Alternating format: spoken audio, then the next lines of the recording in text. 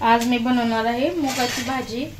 तर हे इथं आपल्या रानातल्या आता नवीन मूग निघलेली पहिली भाजी आहे।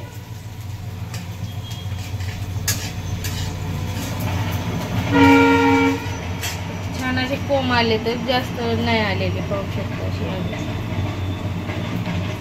कारण मी लेट पाण्यामधून काढून बांधून ठेवले तर मग कमी आले। तर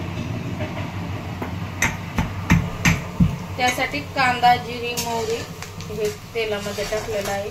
आणि आता लसूण, अद्रक आणि खोबरं हे कुटून घेत आहे। लसूण, खोबरं, अद्रक हे पण टाकलेलं आहे तेलामध्ये। यामध्ये कढीपत्ता,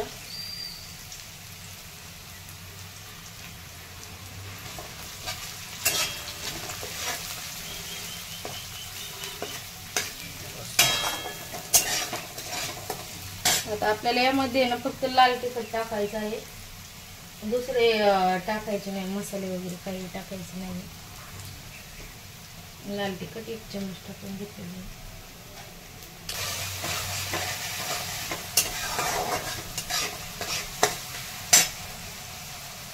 तर मूग आहे ना हे धुवून घेतलेत,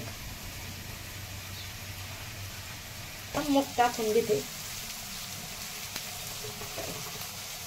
थोडीशी हळद टाकायची आहे।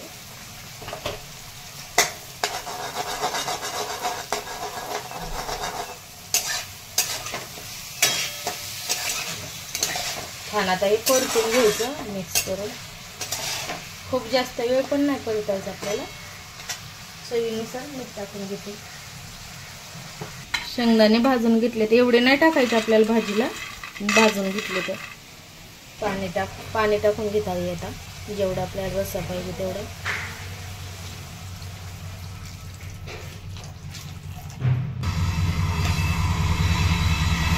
तर आपल्याला जेवढं पाणी पाहिजे तेवढं टाकून घेतलेलं आहे। रेल्वे चाललेली आहे।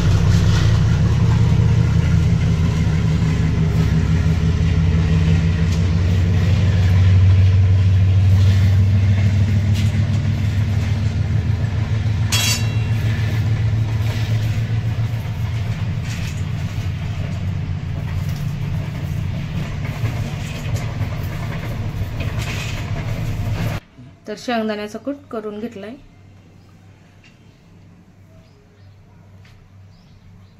तर आता शेंगदाण्याचा कूट टाकून घेते। भाजी होऊन द्यायची आहे। जी ना खाण्यासाठी तयार झालेली आहे मुगाची, पाहू शकता किती छान अशी झाली रश्श्याची भाजी।